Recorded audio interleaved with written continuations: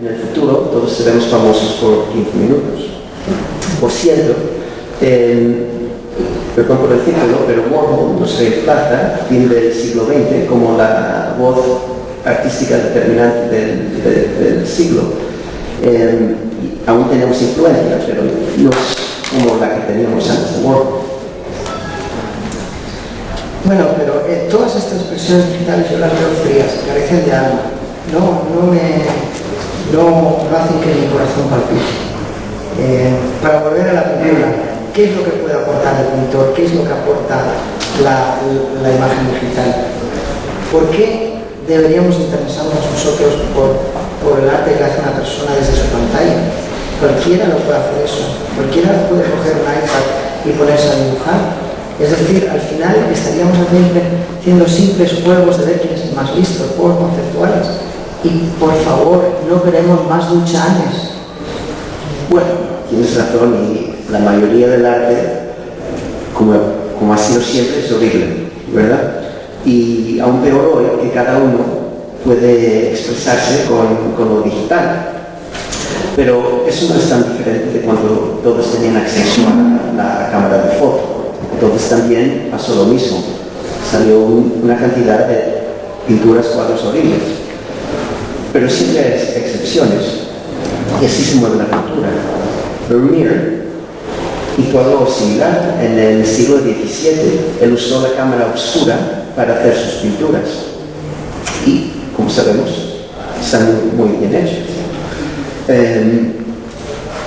Esto también lo ves con Bernhard Richter. Hoy en día, en el siglo XX, usa la foto para hacer sus obras y son muy buenas.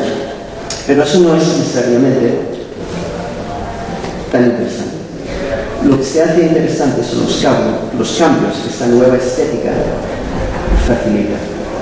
Esquinas duras, píxeles, cambios de resolución, estructuras y formas que son fáciles de mover y colores cambiantes con programas como Photoshop. Y sin mencionar como nuevas variaciones de cualquier imagen se pueden hacer muy fácilmente usando una cantidad de filtros que puedes encontrar en cualquier programa de 2 dimensiones. Pablo, eso es muy interesante, pero aún no acabo de ver la relación. A ver, ¿dónde está la capacidad del artista de hacer buen arte? ¿Dónde está toda esa destreza, esa pericia, la materia, el manejo del pincel, todo eso que hemos ido acumulando durante 2000 años? Bueno, muy bien, tomemos el cubismo, por ejemplo. Al fin y al cabo estamos en una exposición que habla de la tecnología y el cubismo. Si miramos las pinturas de Pedro Barreto, que están aquí a nuestro lado, ves que nos confrontan directamente con el familiar aspecto cubista. Si miramos más de cerca, vemos que han sido realizadas de una manera muy diferente a como nosotros pintamos. La ingeniería y las formas en estos retratos están facetadas, rotas y distorsionadas, como hacíamos nosotros.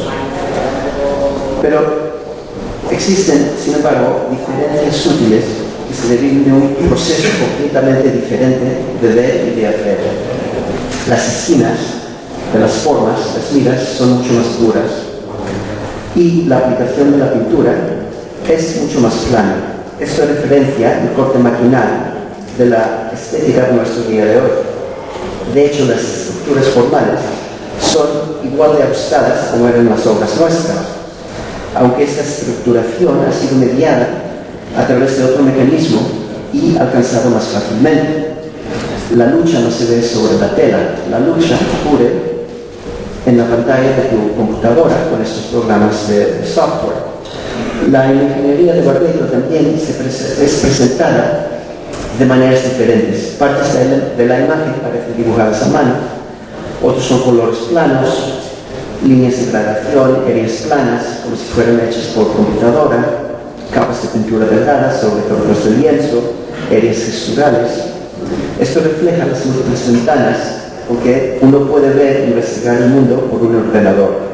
Es la fracturación de la pantalla que todos vemos cada día. Tenemos un programa de Word abierto sobre una página del web, sobre un programa de Photoshop, sobre un programa de 3 dimensiones. Y así es el proceso que usa Barreto en sus obras. Bueno, esto me recuerda un poco a los surrealistas, cómo jugaron con el proceso, con la pintura, el boteo, las latas. Ahí hay un elemento importante de casualidad. Pero de lo que tú estás hablando es de precisión fundamental. Exacto. Bueno, y algunos de los comentarios que tú acabas de hacer me recuerdan una de nuestras primeras obras, Protagonista, de Demoiselle d'Avignon. ¿Te acuerdas? Y lo que sufrimos con esa obra. Nadie la entendió.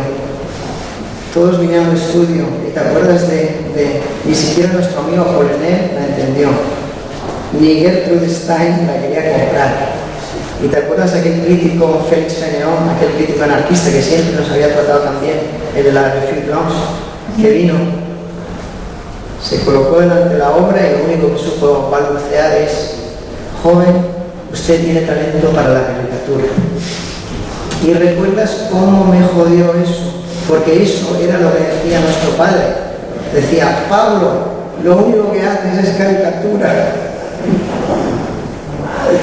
En fin, pero yo sabía, y además, recuerdas que esa obra estuvo hasta la hicimos en 1907, estuvo hasta 1921 en nuestro estudio, que el que la quería ver tenía que pasar por el estudio.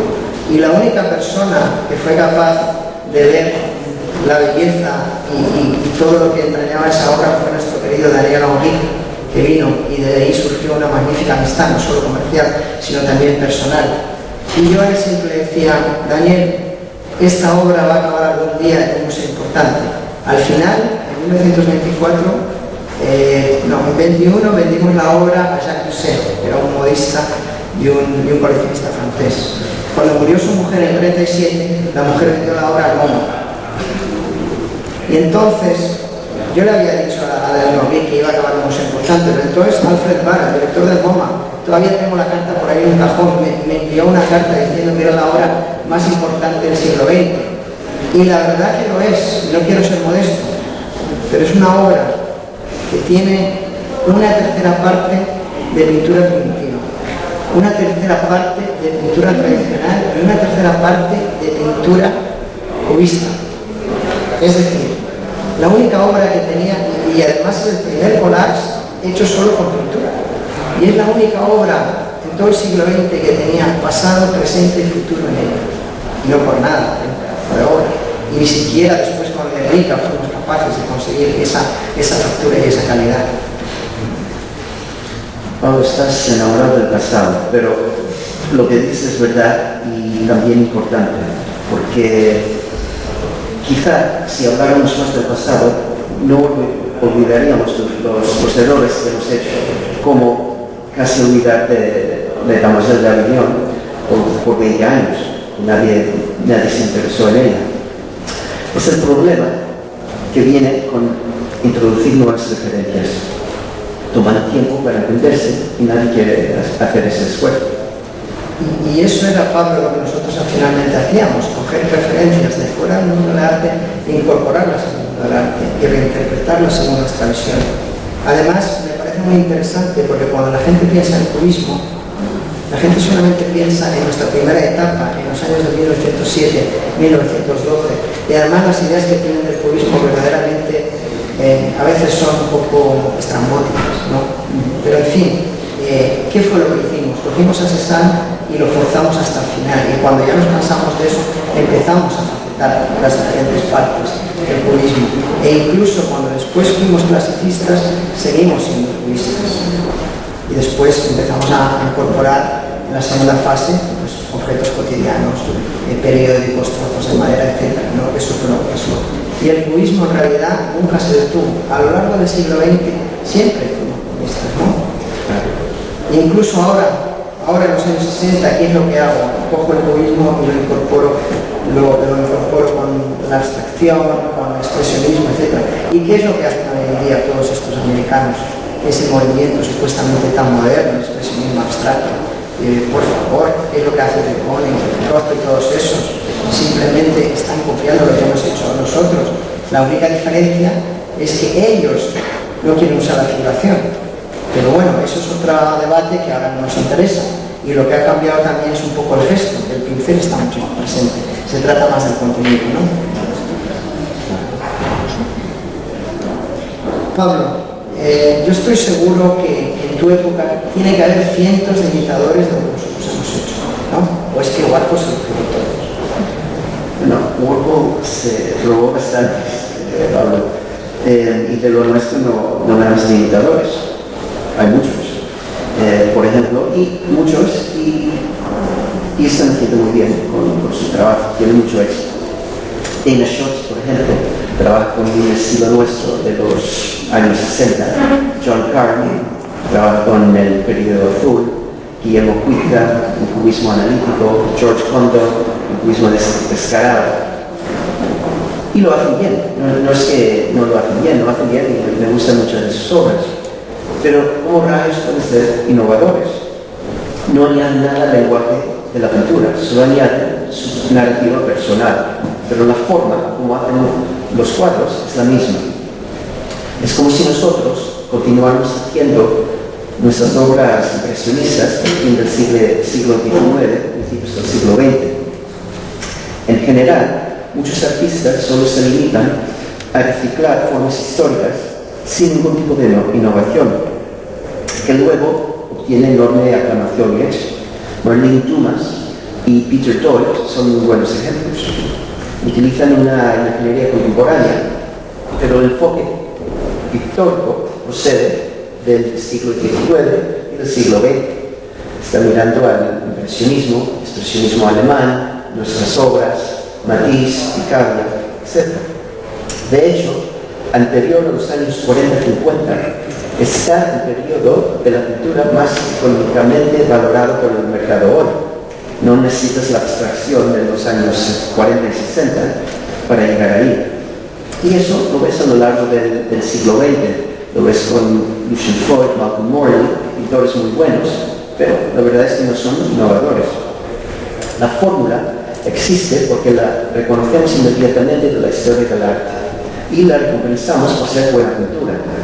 Tiene precedentes claros. Galeristas, coleccionistas y el público en general saben cómo juzgarlas.